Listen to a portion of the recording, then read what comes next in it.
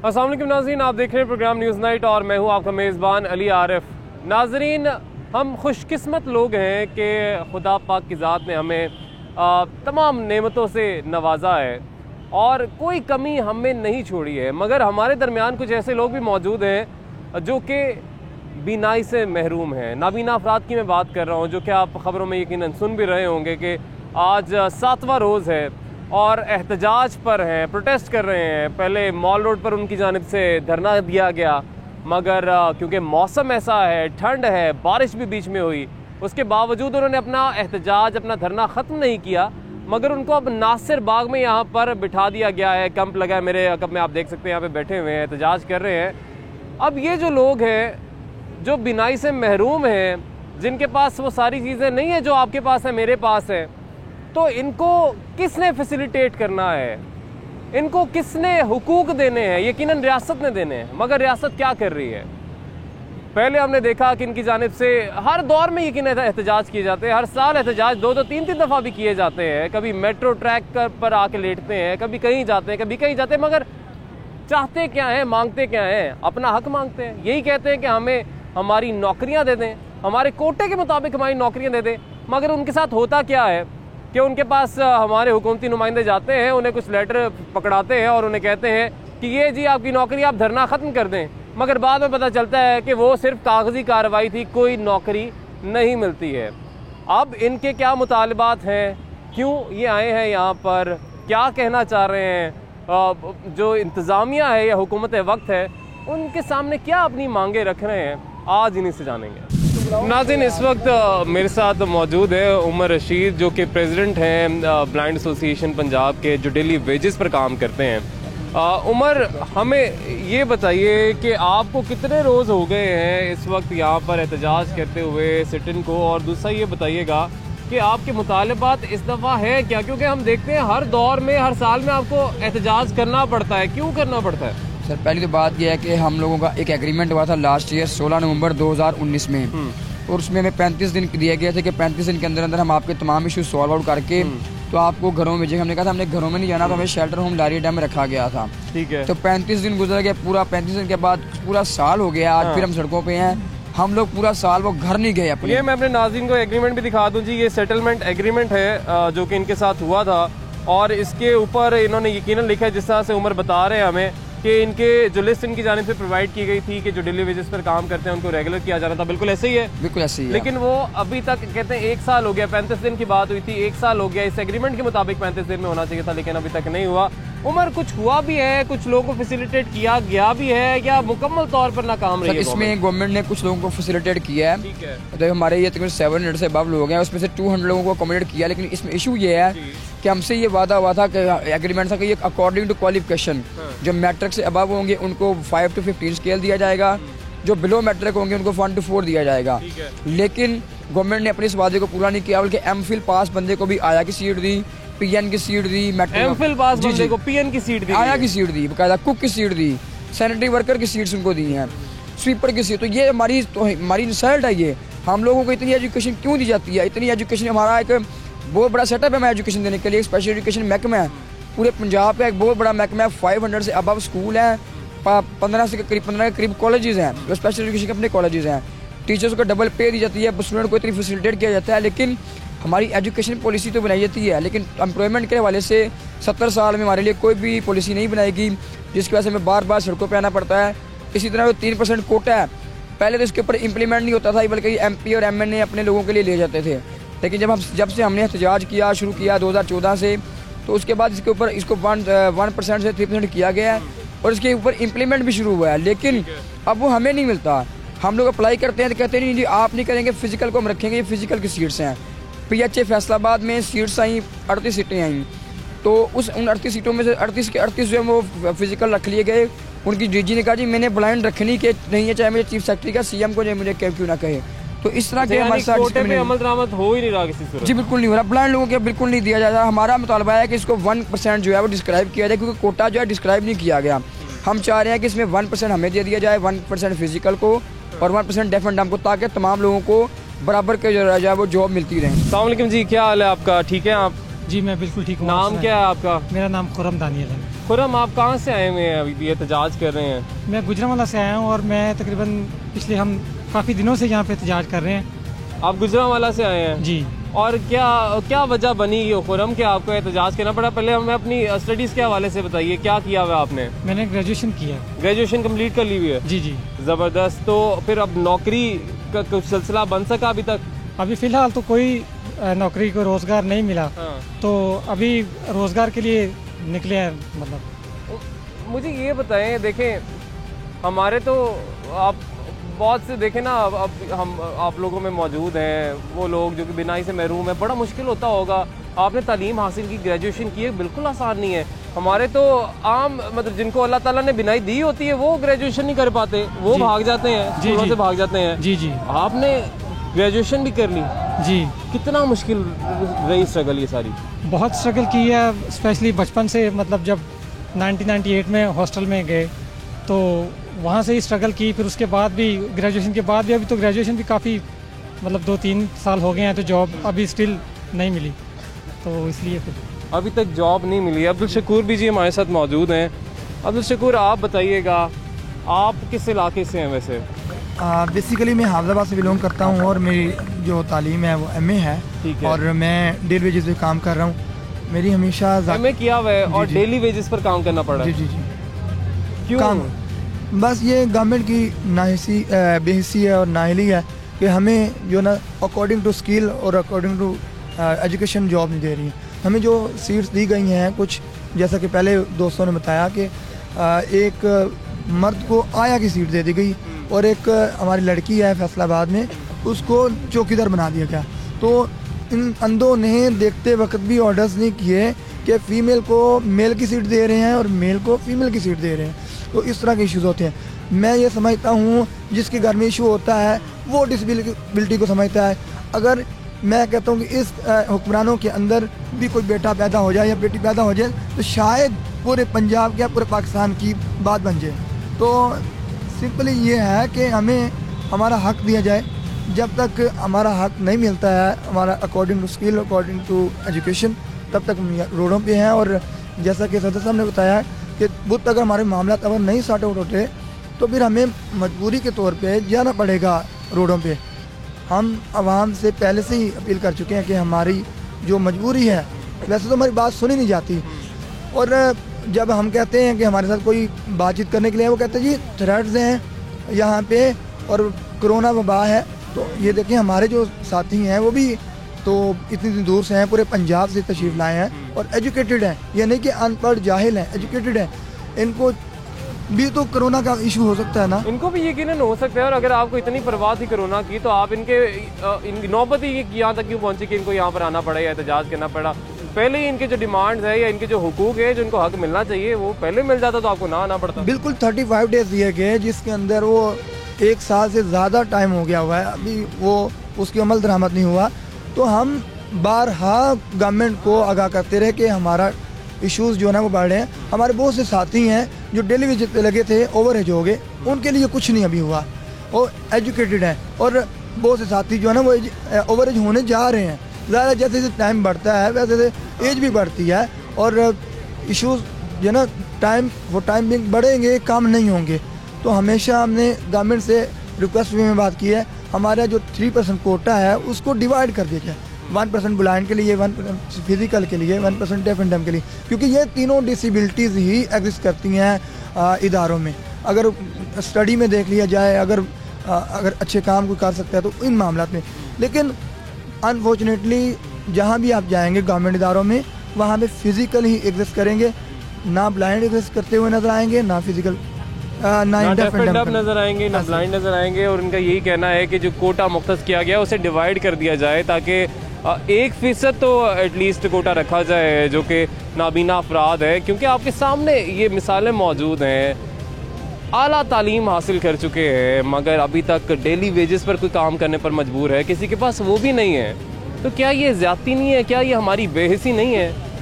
यानी ठीक है बाकी लोगों के मसाइल एक तरफ, मगर ये वो लोग हैं जिन्होंने अलग तरीके से चैलेंजेस का सामना किया है अपनी ज़िंदगी में। इनको हमें देखें, अब हमारा फ़र्ज़ बनता है, हमारी रियासत का फ़र्ज़ बनता है कि हम इनको जितना फैसिलिटेट कर सकें हम करें। एक ब्रेक लेंगे जी, ब्रेक के बाद वापस आएंगे। वेलकम बैक नाज़रीन, ब्रेक के बाद आपको एक दफ़ा फिर से खुशामदीद कहेंगे। आज हम बात कर रहे हैं अपने उन भाइयों के लिए जो कि अपने हक़ के लिए आज एहतजाज करने पर मजबूर हैं और काफ़ी रोज़ से इस ठंड के अंदर भी नासिर बाग में मौजूद हैं। पहले माल रोड पर धरना दे रहे थे, एहतजाज कर रहे थे, मगर अब बारिश हुई, कुछ सख्तियाँ हुई। उनका ये कहना है कि हम नहीं ये चाह रहे थे कि जो लोग वहाँ से गुजर रहे हैं उनको परेशानी का सामना करना पड़े, इसलिए हम घर तो नहीं जाएंगे अभी जब तक हमारे मुतालबात माने नहीं जाते, मगर हम यहाँ पर ही रहेंगे। लेकिन यकीनन सवाल यही पैदा होता है कि कितना मुश्किल होगा, कितना कठिन होगा इन लोगों के लिए सारी सोबतें बर्दाश्त करना। मगर हुकूमत से यकीनन हम यही जानना चाहेंगे कि पहले अगर आपका एक इनसे मुज़ाकरात हुए, इनके मुतालबात आपने सुने, एक एग्रीमेंट हुआ, तो उस एग्रीमेंट पर अमल दरामद क्यों नहीं किया गया? मज़ीद भी कुछ लोग जी हमारे साथ हैं, उनसे बात करेंगे, उनसे जानेंगे। अस्सलाम वालेकुम जी, क्या हाल है आपका? ठीक ठाक अल्हम्दुलिल्लाह। क्या नाम है? शाहिद इमरान सरगोदा से। शाहिद इमरान, क्या तालीम आपने हासिल की है, कितना पढ़ा है? मैं MA क्लियर है और MPhil कंटिन्यू है मेरा। अच्छा, MPhil कर रहे हैं? हाँ जी, MPhil माशाल्लाह यार, ज़बरदस्त।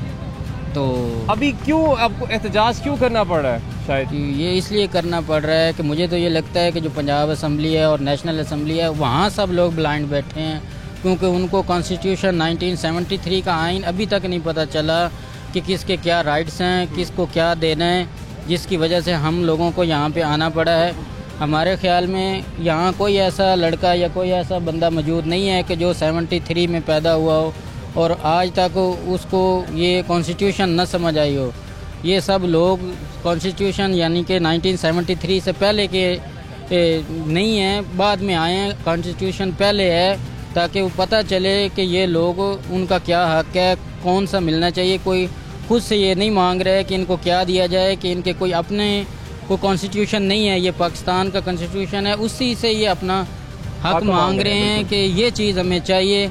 और अगर मेरे ख्याल में अभी ऐलान कर दिया जाए कि पंजाब असम्बली के MPA वगैरह शामिल हों, उनका कोई करारदाद मंजूर हो रही है, उनकी पे वगैरह में एक्सटेंशन होने जा रही है, तो आप नहीं जानेंगे कि 1 घंटे डेढ़ में यहाँ पूरी पंजाब असम्बली फिल होगी।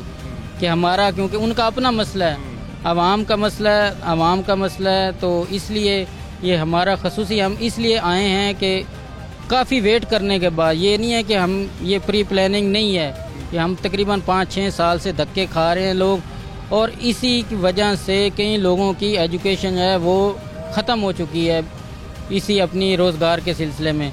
तो हमें ये उम्मीद है कि इंशाअल्लाह चीफ़ साहब से जो हमारी कमेटी की मुलाकात हुई है, तो हम वो कहते हैं ना कि अभी मुंतज़िर है, उम्मीद पे दुनिया कायम है कि शायद का लफ्ज़ सबसे पहले है कि इसी तरह हमें पहले धोखा दिया, डिसीव किया जा चुका है। वही ना, पहले आपके साथ एक एग्रीमेंट पड़ा हुआ है, स्टाम्प पेपर पे है, वो तो सर उस पर अमल दरामद नहीं हुआ, लेकिन अभी आपके पास यहाँ पे आए हैं डिप्टी सेक्रेटरी, चीफ सेक्रेटरी साहब। आपको लगता है कि पहले जो डिप्टी सेक्रेटरी साहब ने एक मुआहदा किया था उस पर अमल नहीं हुआ, अब चीफ सेक्रेटरी साहब आके कोई नया मुआहदा कर देंगे? सर यही तो हमें दुख है कि ये तो हमारा मुआहदा है जो भुट्टो साहब 1973 का आइन बना के गए, उससे हमें हक नहीं मिला, तो ये आइन हमारा कॉन्ट्रैक्ट क्या कर लेगा अगली। तो इसलिए हमें ज़्यादा दुख इस बात का है कि हमें तो ये डर लग रहा है कि शायद बुध को भी हमारा कुछ ना हो, लेकिन इंशाअल्लाह हम अपना सब कुछ छोड़ के आए हैं। जिस मजबूरी का वो हमें पता है, उनको नहीं पता,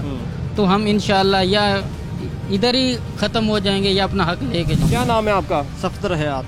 सफदर, आपने कितनी तालीम हासिल की? जी मैं ग्रेजुएट कर रहा हूँ। ग्रेजुएशन कर रहे हैं अभी? जी जी। तो सफदर, क्या अब मसाइल हैं आपके, किन मुश्किलात के बायस आप यहाँ पे हैं अभी? देखें, मुश्किलात तो हज़ारों हैं, किन किन का जिक्र करें, लेकिन मैं आपको एक बात बताऊं, 2014 से ये मेरी कम्युनिटी धरने वगैरह, एहतजाज वगैरह, प्रोटेस्ट, ये सब चीज़ें हो रही हैं, लेकिन मैं इनके ख़िलाफ़ था। ठीक है। आप यकीन माने कि मैंने बाकायदा लोगों को इस चीज़ पे लेक्चर दिए हैं कि ये चीज़ें दुरुस्त नहीं हैं, कि नहीं करने चाहिए, एहतजाज धरने नहीं देने चाहिए, आप ये कहते थे? जी जी बिल्कुल। लेकिन ये जो 2019 का धरना हमारा हुआ, उस वक्त तक मुझे ये बात समझ में आ चुकी थी कि ये गवर्नमेंट बग़ैर ये सब कुछ किए हमें कुछ देने वाली नहीं है। अब मैं अगर आपको बात बताऊं तो मैंने हज़ारों जगहों पे अप्लाई किया है, लेकिन कुछ नहीं हुआ। Nothing has happened at all. Interview लेते हैं, उसके बाद कुछ पता नहीं होता कि वो करते क्या हैं। कोटा भी होता है उसमें, जैसे कि हमारे दोस्तों ने कहा कि वहाँ फिजिकल जो हैं वो ज़्यादा अपेयर होते हैं। डेफ एंड डम और ब्लाइंड को, वहाँ ब्लाइंड को तो बिल्कुल ही रिजेक्ट कर दिया जाता है कि ये कुछ नहीं कर सकते।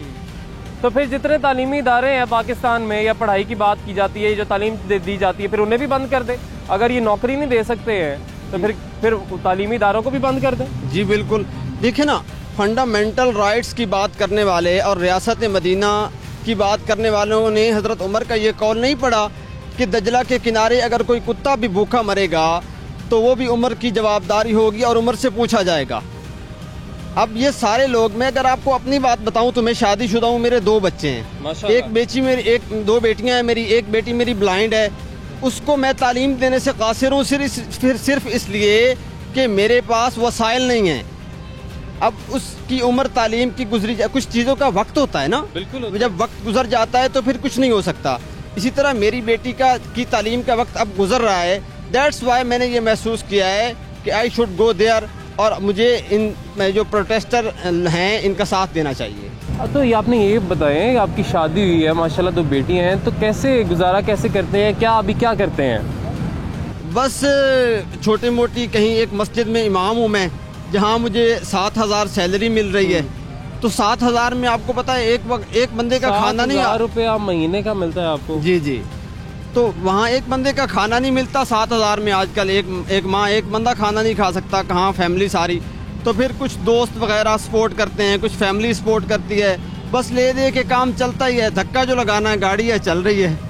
हम आपको सलाम पेश करते हैं यार, कि खुदा ताला की तरफ से है जो भी है, लेकिन अब जिंदगी है, ज़हरे काट रहे हैं। इमाम मस्जिद के तौर पे फ़राइज़ अंजाम दे रहे हैं और 7,000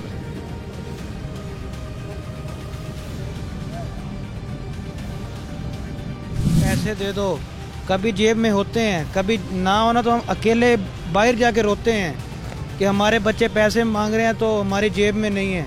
आजकल तो रिश्तेदार भी जो अमीर है बाहर गए हैं वो भी नहीं साथ देते सर। अगर हम प्राइवेट जाते हैं ना, दुकान पे भी हमें कोई काम दे दो, पहले तो वो देखते हैं यार आप क्या करोगे इधर, हम आपको क्या सैलरी दें।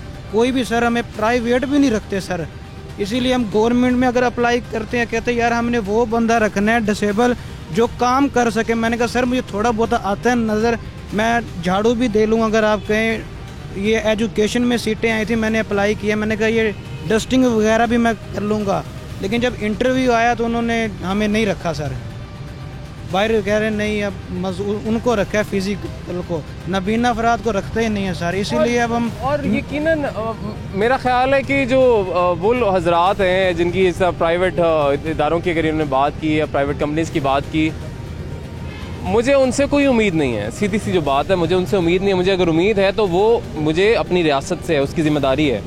आपको आपके हक़ देना, आपके हुकूक देना उनकी ज़िम्मेदारी है, मगर नहीं मिल पा रहे हैं। ये तमाम तर सूरत हाल आपके सामने है कि हो क्या रहा है। ग्रेजुएशन कर रहे हैं, 7,000 रुपया महीने का कमाते हैं, 2 बेटियां यार, कि खुदा का खौफ करें। चलें आप कुछ नहीं कर सकते तो उनके जो बच्चे हैं उनकी तालीम के लिए कुछ कर लें। वो कह रहे हैं बेटी है उसकी तालीम की उम्र गुजर रही है, लेकिन 7,000 रुपया महीने का अगर वो कमाते हैं, 4 अफराद अगर घर में हैं, वो खाना खाएंगे, रोटी पूरी हो पाती है किसी की 7,000 में? आपका तो एक दिन का जो बिल है किसी रेस्टोरेंट में जाके खाने का, वो 15-20 हज़ार रुपया बनता होगा एक दिन का, एक टाइम का खाना। 7,000 रुपये में पूरा महीना चलाना है, घर बिल भी देने हैं उसके अंदर, किराया भी देना है उसके अंदर, तालीम कहाँ से आएगी फिर? मजीद भी कुछ हमारे साथ यहाँ पे लोग हैं, उनसे बात करेंगे जी। एक ब्रेक लेंगे, ब्रेक के बाद वापस आएंगे।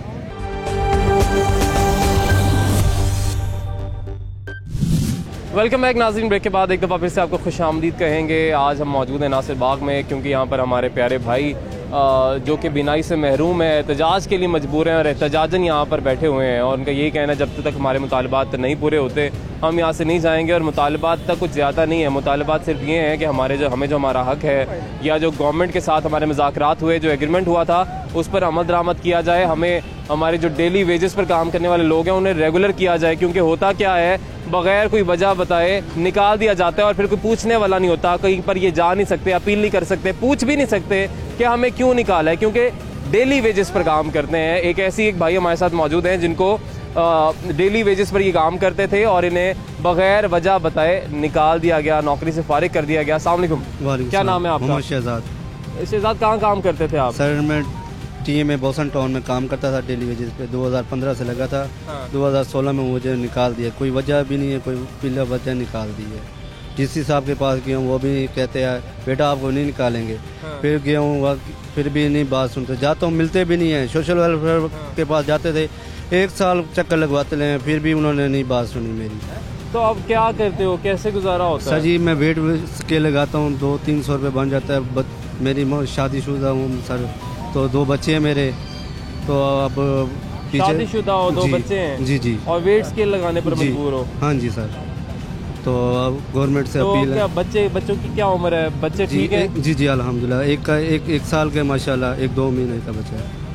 तो क्या उनके लिए आगे सोचा है, क्योंकि जाहिर है उनकी तालीम उनको देनी है बच्चों को, उसके लिए भी पैसे चाहिए होंगे? जी बस सर गवर्नमेंट से यही अपील है, बेरोज़गार दिया जाए, तो हम क्या कर सकते हैं। रोज़गार दिया जाए जी, यही इनकी अपील है। और नौकरी से फारिग कर दिया गया जी, और डेली वेजेस पर क्योंकि काम करते हैं तो कोई रीज़न बताने की ज़रूरत भी नहीं है ना, क्योंकि आपका कॉन्ट्रैक्ट ही नहीं है कुछ ऐसा। अस्सलाम वालेकुम जी। आप बताइए जी, आप कहाँ से हैं, क्या आपकी मसाइल क्या हैं, ये बताइए हमें। सर मैं डिस्ट्रिक्ट लिया से ताल्लुक़ रखता हूँ, मेरा नाम मोहम्मद अरसान है। इस वक्त मैं बेरोज़गारों को लीड कर रहा हूँ, सिर्फ इसलिए क्योंकि मुझे इनका दुख का एहसास है। मैं खुद बेरोज़गार हूँ सर। यकीन माने पिछले साल हम इसी इसमें सीएम हाउस के सामने एहतजाज कर रहे थे। हमारे एक दोस्त थे जो एहतजाज में आए हुए थे, लेकिन उनके पास यकीन माने सर पैसे नहीं थे। उनकी या तो फादर थे या मदर थी, उनकी सिर्फ दवाई न लेने की वजह से वो वफ़ात पा गई। सर उनके दुख का एहसास किसको होगा? किसी ने नहीं किया सर। हमने हर जगह पे जाके बताया कि हमारे इन साथियों का पेरेंट्स वफ़ात पा रहे हैं, उनके पास रोज़गार नहीं है। सर यकीन माने हमें खुद को रोना आ जाते हैं, मैं अपना भूल जाता हूँ कि मैं बेरोज़गार हूँ इन लोगों का दुख सुन के, लेकिन हुकूमत जो है उनको बिल्कुल एहसास नहीं है। सर यकीन माने सिर्फ 3% कोटा इन्होंने ब्लाइंड के लिए डिसेबल के लिए दिया है, उसमें से 1% का डिफाइन नहीं किया कि ये 1% हर हालत में ब्लाइंड को मिलना चाहिए। एक तो सर इनको ये कहना चाहिए कि उसको डिफाइन करें, दूसरा उसको इस तरह से डिफाइन करें कि ये लोग काम क्या क्या कर सकते हैं। डिफाइन नहीं करते उनको। किसी को एमफिल किसी ने किया हुआ है, एमए किया हुआ है, उसको कहेंगे कि आप माली हैं, आप आया हैं। सर ये क्या कौन सी सीट्स हैं? जो काम है, जो उनके पास स्किल्स हैं, जो उनके पास एजुकेशन है, उसका तो कुछ किया जाए ना। वो तो उनके पास मतलब वो सारा ज़िंदगी अगर वो एजुकेशन हासिल करते रहे, वो यानी खाम खा के धक्के खाते रहे। उनकी अगर एजुकेशन का, मैं खुद मेरी मैट्रिक है, सिर्फ इस वजह से सर आगे नहीं पढ़ सका। ना मैं किराया अफोर्ड कर सकता हूँ, ना मैं हॉस्टल अफोर्ड कर सकता हूँ, अदर सिटीज़ में नहीं जा सकता, मेरे पास किराया नहीं है। अब मैं स्टडी कंटिन्यू कैसे करूँ? पिछले 1 साल से मैं धक्के खा रहा हूँ, गुज़श्ता 1 साल से लारी अड्डा में हूँ, सिर्फ इसलिए कि शायद कोई तो दिन ऐसा आएगा जिस दिन हमें ये रोज़गार दे के बाइज़्ज़त तरीके से भेजेंगे। लेकिन ये हमारे साथी 1 साल से धक्के खा रहे हैं सर, इनके किसी को एहसास नहीं। उम्मीद है जी कि खुदा ताला कोई करम करे कि हमारे हुक्मरानों को एहसास हो। ठीक है, बाकियों का एहसास होगा जब भी होगा, मगर ये वो लोग हैं जो कि ख़ास स्ट्रगल करते हैं, ख़ास मेहनत करते हैं और ज़िंदगी इनकी चल रही है, गुज़र रही है, मगर इसको हम बेहतर बना सकते हैं। अपने तौर पर हम जो चीज़ें कर सकते हैं हमें वो तो करनी चाहिए। देखिए खुदा ताला की तरफ से इन्हें चैलेंजेस का सामना है, ठीक है। अब हमारी जिम्मेदारी है ना कि हम इनके लिए आसानियाँ पैदा करें। हम क्या आसानियाँ पैदा कर रहे हैं कि बच्चे हैं उनके, लेकिन उनके पास खाने को रोटी नहीं है। बच्चे हैं उनके, मगर उनको तालीम नहीं दे सकते, क्योंकि ये कुछ कमाएंगे तो स्कूल में देंगे पैसे। कमाने को पैसे नहीं है, नौकरी नहीं है, रोज़गार नहीं है, क्या करेंगे? ये कहाँ जाएंगे? ये हमें सोचना पड़ेगा ना जी। अस्सलाम वालेकुम सर, मेरा नाम गुलाम अली है और मेरी FA तालीम है सर। मैंने सन 2010 से जो है ना मेरी FA तालीम है और मैं 10 से अप्लाई कर रहा हूँ। मेरी 4 सिस्टर ब्लाइंड हैं और मेरे वालिद साहब भी वफात पा चुके हैं। वालदा ज़ेर इलाज है, जिनकी 12,000 रुपये की महीने की दवाई है वालदा की। तो कैसे गुजारा करते हैं सर? मैं सर ये मूंगफली वगैरह बेचकर जो है ना गुजारा करता हूँ। 10-10 रुपए की 20-20 रुपए के पैकेट बनाकर मैं बेचता हूँ, लेकिन भीख नहीं मांगता। मेरी FA तालीम है, लेकिन जो है मुझे जॉब नहीं मिल रही। मेरे भाई बड़े फौत हो गए, उनके 5 बच्चे हैं, 2 बच्चियाँ, उनकी भी मेरी तरह ब्लाइंड हैं, उनकी कफालत भी हमारे सर पे है। लेकिन सर मैं बहुत अप्लाई कर रहा हूँ। जिस दिन मेरे वालिद साहब 2 जनवरी सन 2010 को बरोज़ हफ्ते वाले दिन फौत हुए थे, तो मैं उस दिन इंटरव्यू देने के लिए गया हुआ था। लिहाजा मैं तब भी घर पर नहीं था, मैं लेट पहुँचा था, लेकिन उसके बावजूद अब तक जो है ना मुझे रोज़गार नहीं दिया गया। तो मेहरबानी करके इमरान खान से, वज़ीर आज़म से मेरी अपील है कि मेहरबानी करें खुदा के लिए, जो हमें रोज़गार दें। हमारे घर की बहुत जो है ना बुरी हालत है, जो बहुत मुश्किल गुजारा हो रहा है, और हम दो महीने हम बिल नहीं पे कर सकते, हमें जुर्माने से किस्तें बनवा कर। बहुत इनको मुश्किलात का सामना। मैं ये भी एक रिक्वेस्ट करना चाहूँगा गवर्नमेंट से कि उन्हें इस चीज़ को भी देखना चाहिए कि वो लोग जिनको इस तरह की परेशानियां हैं, जिनको आप रोज़गार नहीं दे पा रहे, उनको एटलीस्ट बिजली के जो बिल हैं या तो वो माफ़ कर दिया जाए, या जो बाकी के जो यूटिलिटी बिल्स हैं एटलीस्ट चले वही तो माफ़ कर दें आप। रोज़गार तो आपने देना है, वो आपकी ज़िम्मेदारी है, मगर इस तरह से भी इनको फैसिलिटेट करना चाहिए। और मैं साथ ही साथ कुछ साहिब हैसियत जो अफराद देख रहे हैं ये प्रोग्राम, उनसे भी गुजारिश करूँगा कि आप लोग अगर इन लोगों की किसी तरीके से मदद कर सकते हैं, यानी कि किसी के बच्चे ने स्कूल जाना है, उसके बच्चे की तालीम को अगर आप फाइनेंस करना चाहते हैं, तो तब आप हमारी टीम से रब्ता कर सकते हैं, हम आपको इनसे मिलवा देंगे। जिन किसी की तालीम को आप करना चाहते हैं फाइनेंस, किसी के घर का खर्चा आप उठाना चाहते हैं, वो आप कर सकते हैं। और यकीनन बहुत से लोग ऐसे हैं जिन अल्लाह ताला ने बहुत नवाजा है, और इतना तो हमारा फ़र्ज़ बनता ही है। अस्सलाम वालेकुम जी, क्या नाम है आपका? मोहम्मद रमज़ान। जी आप बताएं। आप जी मोहम्मद रमज़ान जी, गुजरात शमकीम से, ज़िला उकाड़ा से हूँ जी। 6 साल हो रहे हैं इधर आते, एहतजाज करते। जी बेरोज़गार हूँ। 5 मेरे बच्चे हैं, लेकिन 5 बच्चे हैं? हाँ जी। क्या करते हैं फिर, गुजारा कैसे होता है? बस जी, जो लोग सेब सर्विस हैं वो मदद करते हैं, लेकिन बड़े बच्चे ने मैट्रिक कर लिया है, आगे पैसे नहीं है मैं उसको पढ़ा सकूं। लेकिन मेरी रिक्वेस्ट है वज़ीर आला से, वज़ीर आज़म से, कि हमारे जो नबीने भाई हैं सबकी ख्याल करें और उनकी जिस तरह भी हो सकता है मदद करें। बिल्कुल मदद करनी भी चाहिए जी, इनकी जिम्मेदारी है। अस्सलाम वालेकुम जी, आप बताएं जी, क्या नाम है आपका? सर मेरा नाम बिलाल लियास है, गुजरांवाला से तलक रखता हूँ जी। बिलाल, मैं बेरोज़गार हूँ, बिल्कुल फ़ारग हूँ, 1 रुपये का भी काम मेरे पास नहीं है, ना मैं 1 रुपये का भी काम नहीं करता।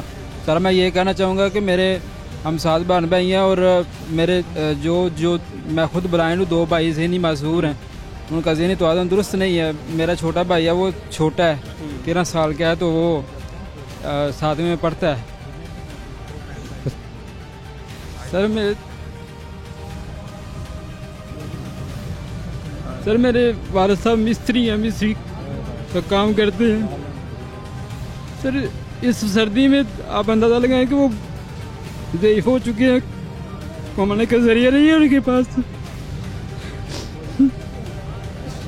ये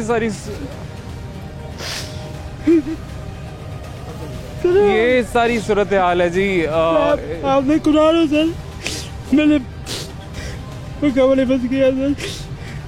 मैं पहले मेहनत करता था, वो 7,000 रुपया मिलता था, मैंने कुछ मसला मिसाल हो गए, मैंने वो छोड़ दिया। मेरे पास 1 रुपये का रोज़गार नहीं सर, मेरे वालिद साहब अकेले कमाते हैं सर। मेरी 2 सिस्टर पढ़ती हैं, वो एक 11वीं क्लास में और एक 12वीं क्लास में। सर उनका खर्चा नहीं फोल्ड होता, घर के अखराजात, बिजली का बिल, गैस का बिल। मेरे वालिद साहब अकेले हैं, ज़ईफ़ हो चुके हैं, उनकी 45 साल 50 साल एज हो चुकी है, लेकिन मजबूरन उनको काम करना पड़ता है सर। वो फिर भी इस सर्दी में थोड़ा बहुत काम करता है, दिहाड़ी करते हैं, मिस्त्री हैं, मजदूर हैं सर। मैं हुकूमत से यही गुजारिश करूँगा कि बड़ा ही मेहरबानी मुझ जैसे को भी नौकरी दी, और जितने ब्लाइंड हैं, जितने बेरोज़गार हैं, सबको नौकरियाँ दी जाएँ। मेरे ये वज़ीर आला से ख़ास तौर पे ये पैगाम है, और प्राइम मिनिस्टर से ये पैगाम है कि खुदा के लिए कुछ तो रहम करो हमारे ऊपर, कुछ तो रहम करो इन मज़दूरों के ऊपर, ताकि ये इनकी भी जो ज़िंदगी है वो आसानी से गुजर सके, ये अपनी ज़िंदगियों को आसानी के साथ गुजार सके सर। बहुत शुक्रिया। और मैं दुआ भी कर सकता हूँ। पहले तो दुआ यकीन करूँगा खुदा पाक की ज़ात से कि इनके लिए आसानियाँ पैदा करें। देखें, बहुत से लोग अब जो हमारे साथ मौजूद हैं, जिस परेशानी में मुब्तला हैं, या वो सलाहियत जो बाकियों के पास है इनके पास नहीं है, उसकी वजह से इन्हें पूरी ज़िंदगी में बहुत से चैलेंजेस का सामना रहा है। अब खुदा पाक से सबसे पहले तो दुआ है कि इनके लिए आसानियाँ पैदा करें। उसके बाद हमारे जो हुक्मरान हैं उनसे मेरी दरख्वास्त है कि तमाम तर जो सूरत हाल है वो आपके सामने है, हमें इनको फैसिलिटेट करना है, हमें इनको सपोर्ट करना है किसी भी तरीके से। क्या आपके सामने क्या कहा है अभी एक भाई ने कि मेरे वालिद साहब बुज़ुर्ग हैं, ज़ईफ़ हो चुके हैं, मगर मिस्त्री का काम करते थे, अभी भी करना पड़ा उन्हें क्योंकि मैं कमाता नहीं हूँ, अभी तक मेरे पास रोज़गार नहीं है। मेरी बहनें तालीम हासिल करती हैं, उनका भी खर्चा है, घर का भी खर्चा है, लेकिन मैं क्योंकि नौकरी नहीं है मेरे पास, मुझे नौकरी मिल नहीं पा रही है, इसलिए मेरे वालिद साहब ज़ईफ़ हैं, अभी भी इस ठंड में काम करने पर मजबूर हैं। और ये जो सारे हमारे भाई इस वक्त हमारे साथ हैं, ये इस ठंड में, बारिश भी हुई है पिछले दिनों, यहीं पर मौजूद हैं, यहाँ पर बैठे हुए हैं, एहतजाज कर रहे हैं। हमें कुछ तो खुदा का खौफ करना चाहिए। देखें, क्या लगता है हमें, ये अगर इनके पास देखने की सलाहियत नहीं है, या अगर ये नाबीना पैदा हुए, क्यों हुए? मेरा तो ये ख्याल है कि इसलिए हुए ताकि इम्तिहान हो सके हुकूमत वक्त का या हुक्मरानों का कि उन्होंने फिर क्या किया, इनके लिए क्या किया, क्या आसानियाँ पैदा की गई। मगर ये सारी सूरत हाल आपके सामने है। कौन सी आसानियाँ हैं? कोई 7,000 कमा रहा है, कोई बिल्कुल नहीं कमा रहा, कोई भीख मांगने पर फिर बिल आखिर मजबूर हो जाते। तालीम हासिल कर रहे हैं ये लोग, कोई एमफिल कर रहा है, कोई ग्रेजुएशन कर रहा है, किसी ने मैट्रिक किया हुआ है। तो हमारी एक दफ़ा फिर से अपील है, हमारी दरख्वास्त है जी, इनके लिए कुछ किया जाए और खुदारा थोड़ा सा खुदा का खौफ हमें करना चाहिए कि इन्हें इस तरह से जलील ना करें, ख्वार ना करें, इन्हें सड़कों पर ना आना पड़े। नाज़रीन, आज के लिए हमें इजाज़त दीजिए। अल्लाह हाफ़िज़।